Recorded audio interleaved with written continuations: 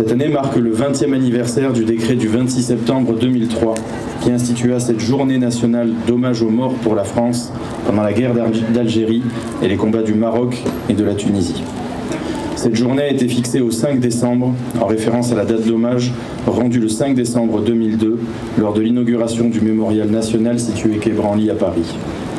Le choix de cette date résume toute la sensibilité de ces événements qui ont profondément marqué la population française. Elle symbolise aussi un peu l'incapacité de notre pays à regarder son histoire en face avec lucidité, objectivité et courage. Comme vous le savez, une partie du monde combattant souhaitait en effet que les commémorations se tiennent le 19 mars, en référence aux accords d'Évian. Et pour beaucoup de Français, retenir la date du 19 mars aurait rayé d'un trait de plume tous les massacres commis après l'entrée en vigueur officielle du cessez-le-feu. Or, ils ont été nombreux, très nombreux. Les historiens estiment que 75 000 Français de souche nord-africaine, au moins autant de Harkis et 5 000 Européens furent tués après le 19 mars 1962. Ainsi, en quelques mois, les victimes civiles furent 6 fois plus nombreuses que ne le furent les pertes militaires françaises au cours des 10 années de guerre. Certains anciens combattants ont donc proposé la date du 16 octobre, en référence au 16 octobre 1977, date à laquelle fut inhumé le soldat inconnu d'Algérie à la nécropole nationale de Notre-Dame de Lorette. Incapable de choisir entre ces deux dates historiques, et surtout désireux de ne pas trancher, le président de l'époque, Jacques Chirac, décida donc de retenir la date du 5 décembre, qui n'a aucune signification historique. 40 ans après que le bruit des armes se soit tu de l'autre côté de la Méditerranée, ce non-choix prouvait que les plaies étaient loin d'être refermées, que les cicatrices demeuraient profondes et que la douleur restait vive. Aujourd'hui, 20 ans après l'instauration de cette journée nationale, il serait erroné de croire que la page a été tournée.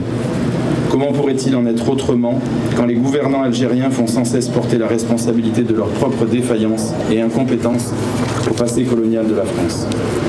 Comment pourrait-il en être autrement quand l'hymne national algérien proclame aujourd'hui encore « Ô France, voici venu le jour où il te faudra rendre des comptes ». Comment pourrait-il en être autrement quand les gouvernements français successifs ont choisi de faire rentrer sur notre territoire populations étrangères qu'ils ont renoncé à assimiler ?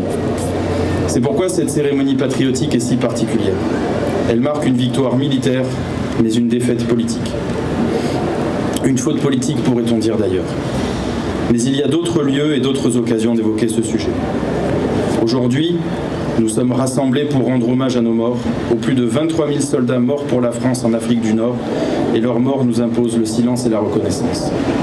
Nous voulons aussi saluer avec respect tous ceux qui ont pris part au combat, avec dévouement et courage. Soldats de métier, combattants volontaires, Français musulmans engagés dans les forces supplétives, appelés et rappelés du contingent. Tous ont connu les mêmes épreuves, ils y ont bien souvent sacrifié leur jeunesse, il est important de ne pas les oublier. Ils avaient la mission impérieuse de protéger des populations qui faisaient confiance à la France contre un ennemi imprévisible et insaisissable. Ils ont vécu l'expérience de la souffrance, de la mort, de la haine. De retour en France, beaucoup ont porté seuls le poids de cette guerre dont on ne parlait pas et qui a laissé de profonds stigmates dans notre mémoire nationale. Il faut dire que la guerre d'Algérie est le dernier conflit que la France a mené en mobilisant tant de personnes.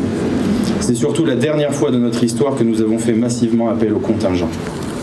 Ce sont là, je crois, deux des raisons majeures qui confèrent à cette guerre un statut si particulier dans notre mémoire nationale, un statut qui divise le monde combattant, aujourd'hui encore, presque 70 ans après le déclenchement des premières insurrections de la Toussaint Rouge de 1954.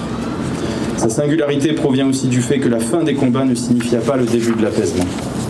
Nos pensées se portent ainsi avec recueillement aux disparus et aux populations victimes civiles des massacres et exactions en Algérie après le 19 mars 1962.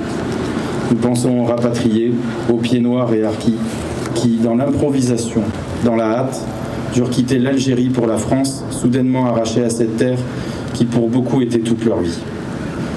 La violence de ce déracinement, le sentiment qu'ils ont pu avoir d'être abandonnés par leurs cousins de métropole, la rudesse de l'accueil qu'ils reçurent parfois à leur arrivée sur le sol métropolitain, expliquent pourquoi cette blessure de l'histoire n'est toujours pas cicatrisée. La guerre d'Algérie a laissé derrière elle des familles meurtries, des âmes et des mémoires déchirées. Or, si les cicatrices incrustées dans les chairs se soignent avec le temps, les blessures qui traversent les mémoires sont bien plus longues à guérir. Les tragédies personnelles sont multiples, les mémoires sont plurielles, elles doivent toutes être respectées. Mais il faut aussi savoir dépasser les histoires particulières, si douloureuses soient-elles, pour se rassembler. Et mesdames et messieurs, s'il est une chose qui doit nous rassembler, c'est bien l'hommage que nous devons à nos morts. C'est la raison d'être de cette cérémonie, c'est la raison d'être de notre présence. Vive la France!